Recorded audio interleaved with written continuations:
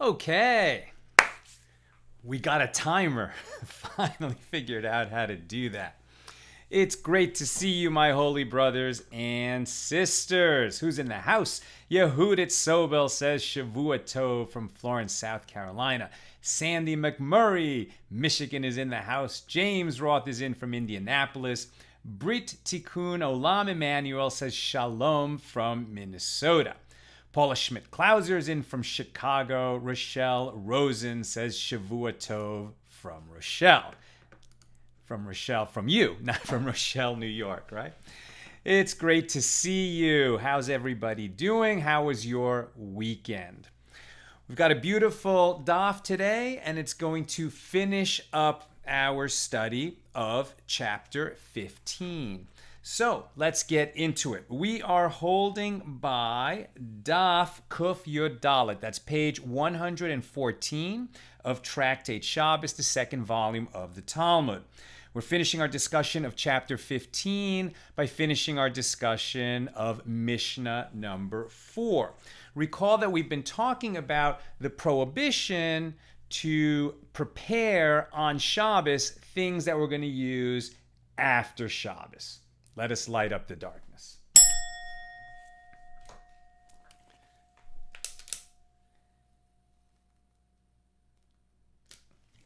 Okay. So we can't fold clothes on Shabbos and put them away because we're essentially folding them for when we're going to use them later, after Shabbos. We don't make our bed Shabbos morning because we're essentially preparing it to be used after Shabbos. Shabbos is the holiest day of the week. In fact, it's the holiest day of the year. It is the holiest holiday on the Hebrew calendar. And so we don't do anything on Shabbos to prepare for something that comes after Shabbos, even if it's Yom Kippur. Yom Kippur. If it comes on Sunday, we're not going to do things on Shabbos to prepare for Yom Kippur, and certainly not for any other festival like Passover or Sukkot or Shavuos. We might prepare on one of those holidays for something that's going to happen on Shabbos, because we can make food preparations on the holiday of Passover, on Shavuot, on Sukkot. We can cook food, and we could even cook food for Shabbos, although there's definitely some particular rules there. The important principle is we don't do anything on Shabbos to prepare for what comes beyond Shabbos. Shabbos is the holiest day of the year. And as we learned yesterday, toward the end of yesterday, that means because it is so holy, we distinguish Shabbos from every other day of the week in a lot of ways. In this long, study that we've been doing for the last 113 days, we've been talking about so many things that we don't do on Shabbos. And now we're starting to talk about the things that we do. We distinguish Shabbos from all the other days of the week, not just by what we prevent ourselves from doing, but by the fact that we make everything different. We don't dress the same on Shabbos. We dress up. We don't speak the same on Shabbos. We avoid speaking about mundane things. We avoid speaking about work. Even though it's not prohibited to talk in the sense that you're not doing a prohibited labor by talking, still, we don't talk about our work. We try to avoid talking about mundane matters. We even try to avoid thinking about those things, and instead we dwell on higher subjects. Certainly on Torah, on Talmud, on Bible study, on Scripture, on the higher values, but also just, focusing on our family, focusing on the growth of our soul, focusing on our relationship with God. We try to make the day elevated in every way. We even try to walk differently. And as I mentioned yesterday, technically that means that if we came to a stream and were able to jump over it rather than wade through it, we would jump over it so that we don't come to get our clothing wet and then come to wring out the water from our clothing. That would be violating a prohibited labor of Shabbos. But even more, I say that, when you walk like a person in a good mood, you become a person in a good mood. This works. It's an amazing, amazing treatment when you're feeling down. Go out and walk like a person walks, the way you imagine a person walks who's in a good mood, and just walk that way, and so soon your mood will come to match your steps, the cadence of your walk, the posture of your walk. And so if we walk on Shabbos like an emissary of God, like an agent of God, then we're going to feel like one, right? We're going to be more in touch, more connected with our souls, right? Don't forget, we don't have souls. We are souls. We have bodies. But our focus is so much in the desires of our body during the week that it takes a little bit of, attention and deliberateness on Shabbos to break out of that and reconnect with our holy soul. And this is why our sages teach that we get an extra measure of our soul, a piece of our soul that stays in the world of souls while the rest of us is down here in the world doing all the things that a soul has to do when it's riding around the real world in a human body.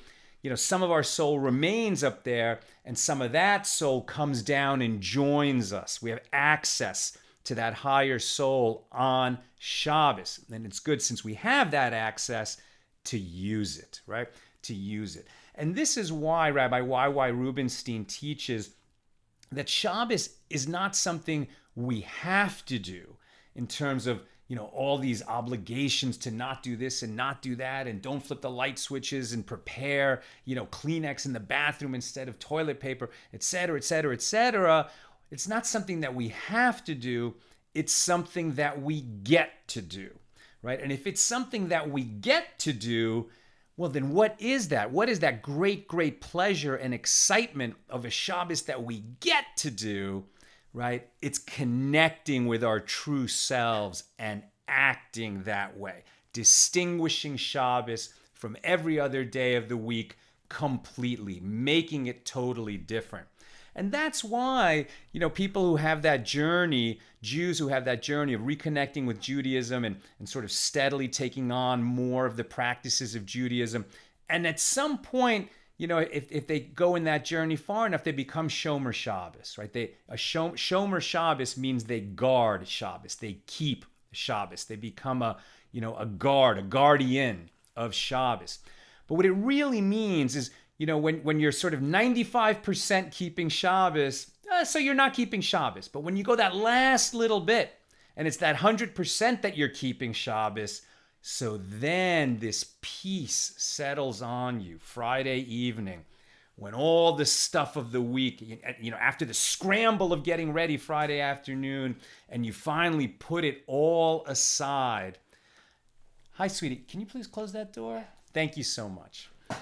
And then you put all that aside, and just it's a relief. It's an absolute breath of relief that comes over us, and we enter that Shabbos zone. It's like being in another country. It's wonderful.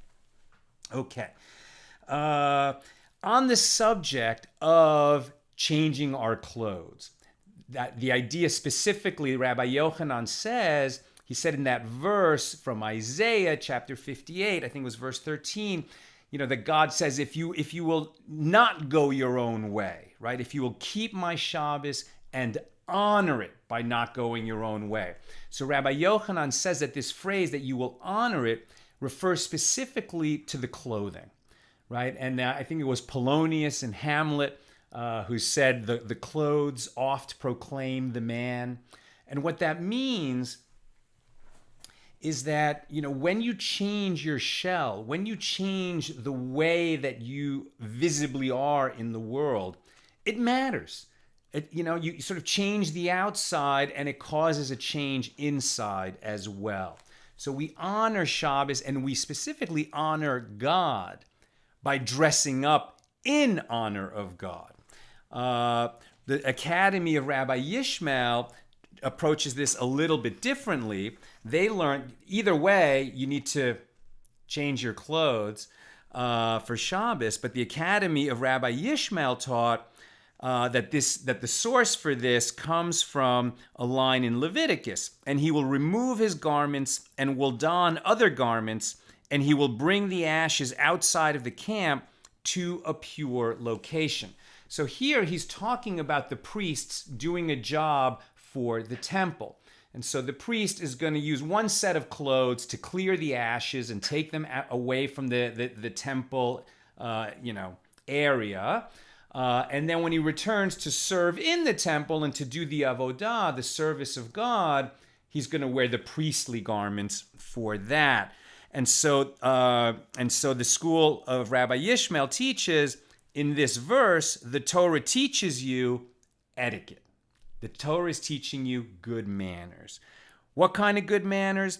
The clothes in which one prepared food for his master, one does not wear to pour his master wine, right? And it makes sense. I mean, you wouldn't cook all day in a hot, steamy kitchen, right? And then, sort of in the garb of a hot, steamy kitchen, bring the food to the table. We know that the food servers in a restaurant have a different outfit than the chefs in the kitchen.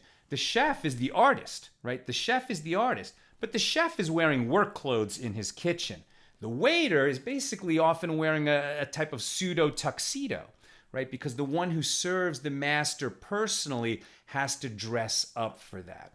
And likewise, on Shabbos, we're going to be a little bit closer to our Creator. We've got that extra measure of soul. We've got that extra connection to God. We're resting on the day that God sanctified because God rested on that day. And because we're closer to God, we honor God by dressing up a little bit. That's just good manners.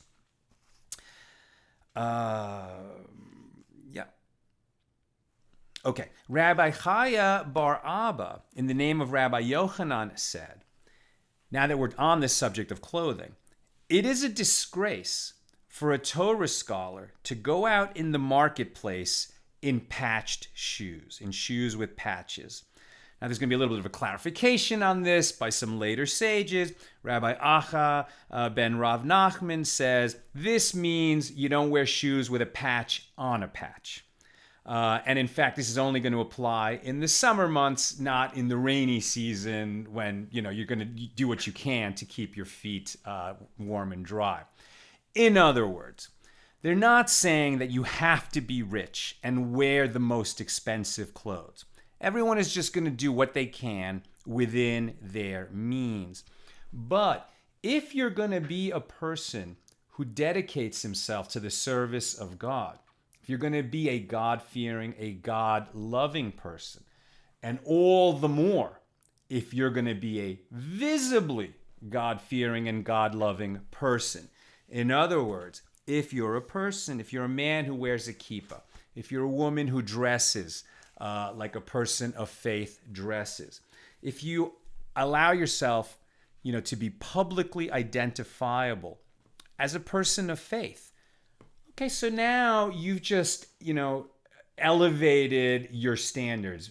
You need to elevate your standards because essentially it's like you're on Team God, right?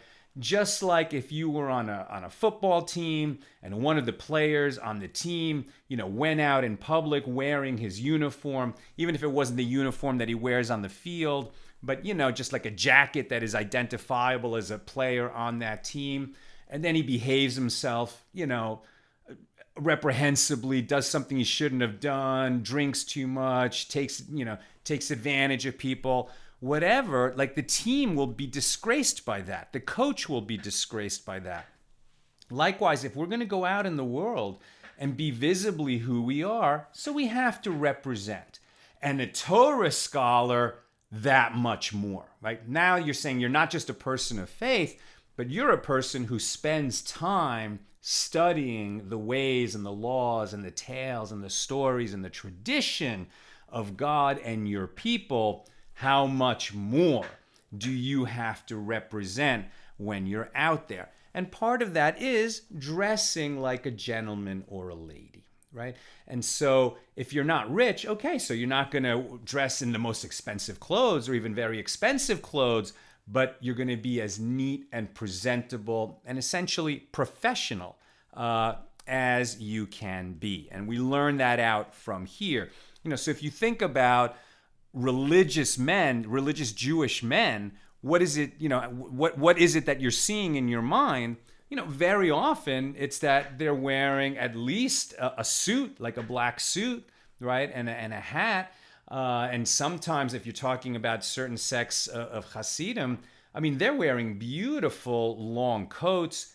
And on Shabbos, everybody takes it one step further, right? So on Shabbos, you're going to be one step further. If you're already dressing like a Torah scholar all week, if you're already seeking to dress yourself and present yourself in a dignified and professional way, and now Shabbos has to be different than the week, so now you have to take it one step further. But here we're learning that even during the week, you have to be visibly presentable, right? And so you wouldn't go around slovenly with slovenly shoes, slovenly this, slovenly that. Now, a Torah scholar who dresses this way, how do we know that he really is a Torah scholar? Maybe he's just dressing that way. And so some of the markers of that is that he's not only not going to have patches on his shoes, but he's not going to have stains on his clothing. And in fact, in the ancient world, the way they would wear their garment and the way that it was sort of turned and the seams were presented, you could see that this was a person who not only put on presentable clothes, but that he examined his clothes and made sure that there weren't stains on his clothes, and especially the stains like the fatty drippings of meat that would cause permanent stains. And if he had those stains, I mean, if he had nothing else to wear, he's nothing else to wear. But as soon as he can, he's going to get it laundered. You can imagine that in the ancient world, people had much fewer clothes and much less access to laundry. No washing machines, no detergent like we have today. It was not so simple. So for a person to go around carefully dressed and keeping his clothes as clean as he can was a big deal, right? It was a high standard to hold people to. One who conducts himself that way, one who can answer questions, right? If asked questions of halakha, if asked questions of law by members of the community, and this person can answer, that's what makes him a Torah scholar. Not just that he spends a lot of time studying, right? And has learned a lot because he studied, but that over time, he gets to a place where he can answer questions of the community. So that's what makes this person a Torah scholar. Such a person is going to be trusted with certain responsibilities. He's going to be trusted that if there's a lost object and he says, that's mine, normally for the average person, if they say, that's mine, you would then say, can you please tell me some identifying marks?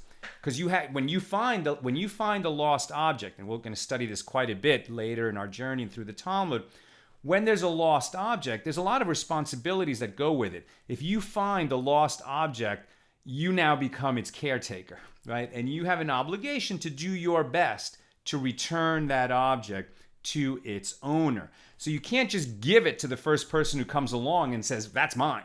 So you would have to say, well, please tell me, some identifying marks that I would find on it so that I know that it's yours. But if a Torah scholar comes and he's a proven known Torah scholar, so then he's trusted to say that object is mine, even if he can't remember the identifying marks on it. The Torah scholar who can answer questions is also trusted with communal responsibilities, right? If you're looking for somebody to entrust with a charitable fund, to receive charity from members of the public in order to distribute it to the needy, a Torah scholar would be trusted with that. Why? Because he spends his life studying the Word of God, and he knows that his obligations to his fellow man and to God are awesome. He's awed by that. He's a truly God-fearing is a word that we don't really get what it means anymore. There's negative associations with fear. So a better way to understand it is this is a person who is awed by God.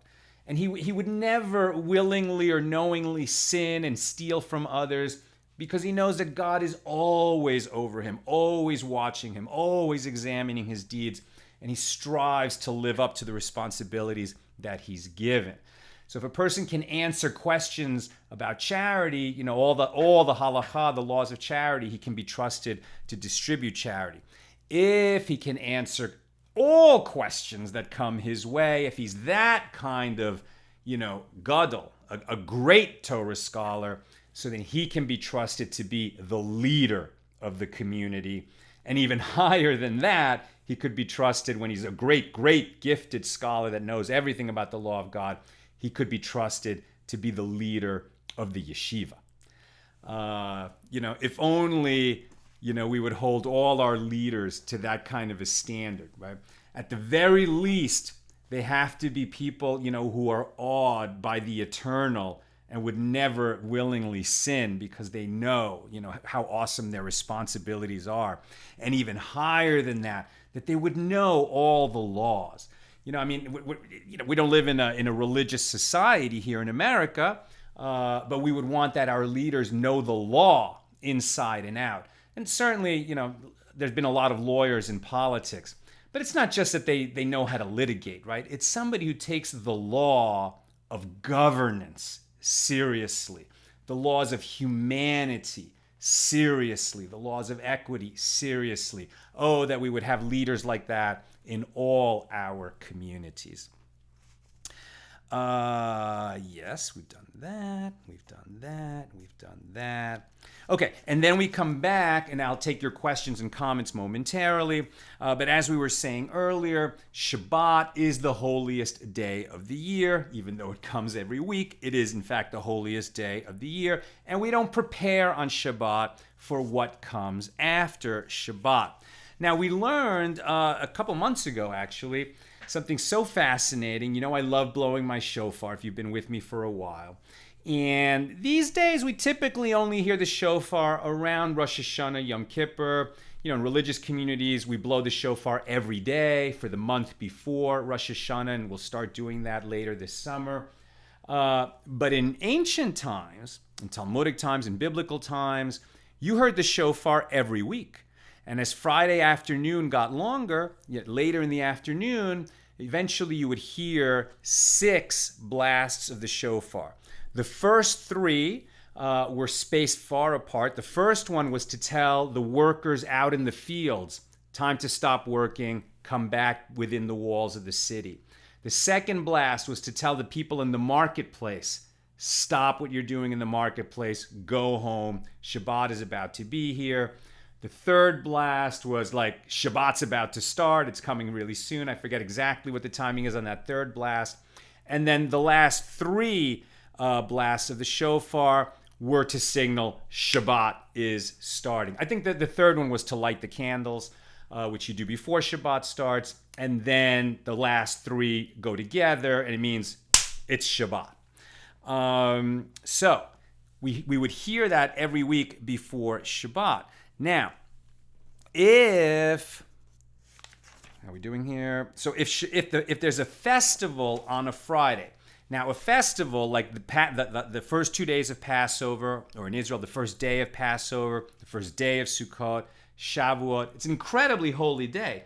It has all of the rules of Shabbos, except that we can cook. Right, so we could cook food on the festival. We can't cook on Shabbos.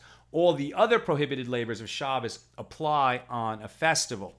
One thing that we don't do by rabbinic decree is blow a shofar on Shabbos. But if a festival falls on a Friday, in ancient times, toward the end of the festival, as Shabbat is coming in, they would blow the shofar to announce that Shabbat is about to begin. If, however, Yom Kippur fell on Friday, they would not blow that shofar to announce that Yom Kippur is ending and Shabbat is beginning, because Yom Kippur, even though it's slightly lower sanctity than Shabbos, it is also called Shabbos. Yom Kippur is called a Shabbat. And so we don't blow the shofar in ancient times, we don't do this anymore, announcing Shabbos with a shofar. But when we didn't blow it on Yom Kippur. When a festival comes after Shabbos, so imagine that Passover begins Saturday night. In such a case, let's say on a normal Saturday night, when Shabbat ends, we do Havdalah.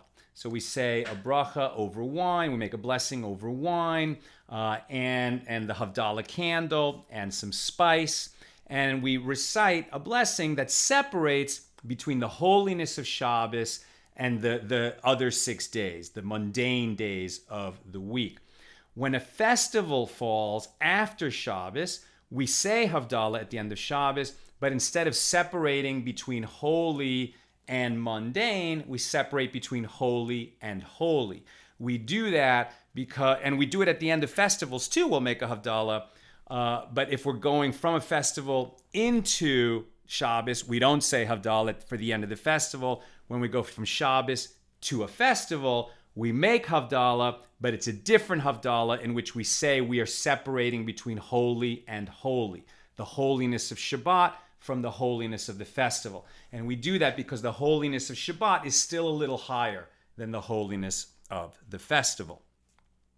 And finally, in ancient times, there was a practice that on Yom Kippur, now we fast all day on Yom Kippur. Jews being so attached to food, Jews being such great food lovers, as you get into that afternoon of Yom Kippur, some people, a lot of people, maybe most people, start to think about food. When are we going to eat? When is this going to over? When do we eat? And they might even be a little bit stressed, like, oh my gosh, what if there's no food when Yom Kippur finally ends?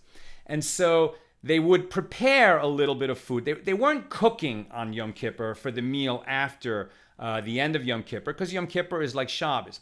But they would set food out. And one of the things that they actually did is crack nuts. And I think they did that because it was audible, right? And people could hear, they're cracking nuts. The end is coming. We're going to have food. It's going to be okay. Let's just focus on our prayer. Focus on, having our souls just go so high. They go so high on Yom Kippur as we atone. And we know that our atonement is going to be accepted because God loves us. And we spend a whole day in prayer. And Yom Kippur does have the distinction of having 5 prayer services, even more than the 4 that we have on a Shabbos. And so they would crack those nuts and people go, okay, the end is coming. But after a while, unless Yom Kippur fell on Shabbos. When Yom Kippur fell on Shabbos, then they wouldn't do this nut cracking late in the afternoon for people to get ready. Because again, you have special practices for a Yom Kippur that falls on Shabbos, because Shabbos is even higher than Yom Kippur. Eventually, however, even within the times of the Talmud, they did away with this nut cracking and preparing nuts for the end of Yom Kippur. Why? Because people weren't waiting until the late afternoon to do that. They started getting into the preparations and getting involved in the nut cracking earlier and earlier in the day. And then the sages said, okay, you lost the plot. You missed the idea. We're just going to decree against this. And and now the law is we don't do any kind of food preparation or anything on Yom Kippur. We do our shopping. We get our bagels ready. We have everything in the fridge, ready in the kitchen, ready to go. So as soon as Yom Kippur ends, we've got a nice meal, whatever it's going to be, ready to go for us because we're starving. But on Yom Kippur, we're not getting involved in preparing food in any way for after Yom Kippur. Okay, I'm going to answer questions and comments, but and then I'll come back to the takeaway. Okay, what have we got? Just one question. Kelsa Canedo says, I'm finding out that as I put effort into preparing for Shabbos, I experience it differently. There's a purpose behind all those nuances, all those do's and don'ts. Beautiful. Beautiful. I think anybody, who gets involved in skill building, any skill, right? Like you decide you're going to do some jogging. And in the beginning, it's a torture. You're not used to running. Everything hurts. You don't want to be out there. When's this going to end? But if you stay with it day after day after day after day, at some point, like your steps get more regular, your breathing gets more regular, you get stronger, you can go further. And eventually you have an experience that you couldn't have imagined when you first set out to do that thing. When you set out to learn how to play an instrument, when you set out, to learn mathematics at another level, when you set out to, become a driver, even a race car driver, whatever the skill is. eventually you kind of cross a line and you start to have subtle experiences, things you never imagined when you started. And you're like, oh, I'm glad I stayed with it, because I didn't even really know why I was pursuing it until I got to this level. And likewise with keeping Shabbos. It's not just, okay, I'm going to do this, I'm going to do this, I'm going to do that. I'm not going to do this, I'm not going to do this, I'm not going to do that. Like, in fact, we were just commenting this on this last night. We had a really beautiful Shabbos. And, like we've just done it so many times, but there was just something about it. The way the singing went, the way the order of things went. Nina's Hollow was amazing.